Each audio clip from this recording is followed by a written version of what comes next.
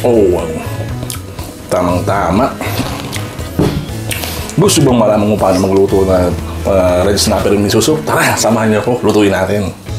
At ayun po, ito po ang ating mga ingredients. So, ito po ang ating red snapper. Nalinis po yan, pati ito po ang ingredients. So, ayan po lahat. So, tara, simulan na natin. So, ayan, buksan na po natin ang ating stove. So, lagyan po natin ang ating pan. So, ayan. And then, maglalagay lang po tayo ng enough water. So, ayan po. And then, lagyan natin siya ng chicken powder. So, ayan. And then, ayan, boil lang po natin. Mix lang po natin siya. At takpan po natin. At ayun po, ito po. Okay na po. Humukulo na po. So, lagyan natin po natin ginger paste. So, ayan. So, ayan. Mushroom.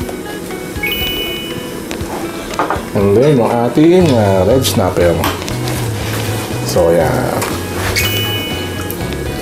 Yan, simmer lang po natin siya ng mga 8 to 10 minutes. Cover and then, takpan po natin siya. At ayan po, after 8 minutes na ating pagpapakulo sa ating, yan, sa ating red snapper. So, lagay po natin ang ating tofu. So, ayan.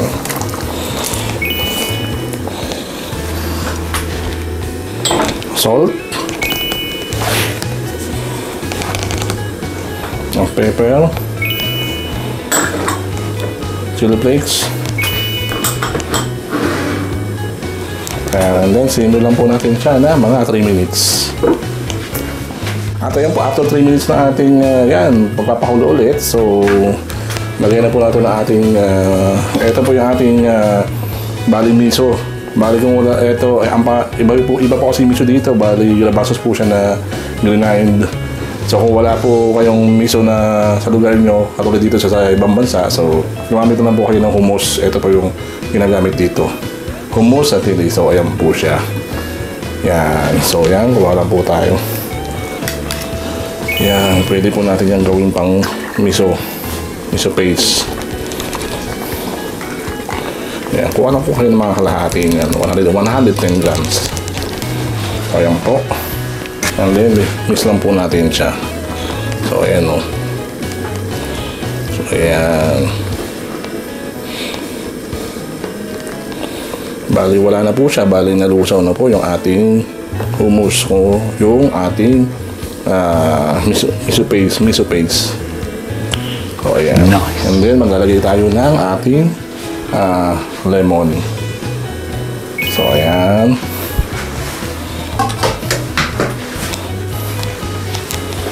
Mix lang po natin. Nagdikpan po natin ang ating soup kung okay siya.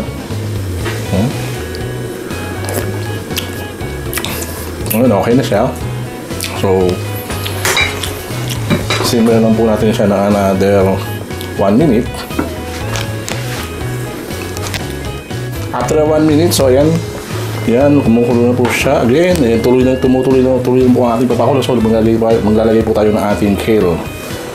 So, ayan. Mix lang po natin yung ating red snapper miso soup. So, ayan. Okay na po siya. Luto na po ang ating red snapper miso soup. Nice. At ayun, luto na po ang ating red snapper miso soup. So, transfer na po natin siya sa ating serving bowl. So, ayan po siya. Ayan, lagyan na po tayo ng ating soup. So, ayan. Tamang-tama to sa tag-ulan. Kung nag-try po sa soup, gawa po kayo nito. Try nyo po. So, ayan. Ayan, and then maglalagay po tayo ng ating red snapper. Yeah.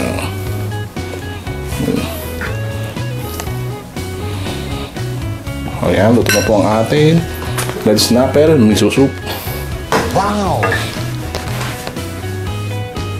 At yun po, luto na po ang ating red snapper miso soup. Sana po ay nag-enjoy kayo sa aking cooking show ngayon. At syempre, ang masasabi ko lang is, sipag at lang kailangan sa buhay para makamit ang pangarap. Kaya hanggang sa susunod pong muli, maraming salamat. Bye-bye!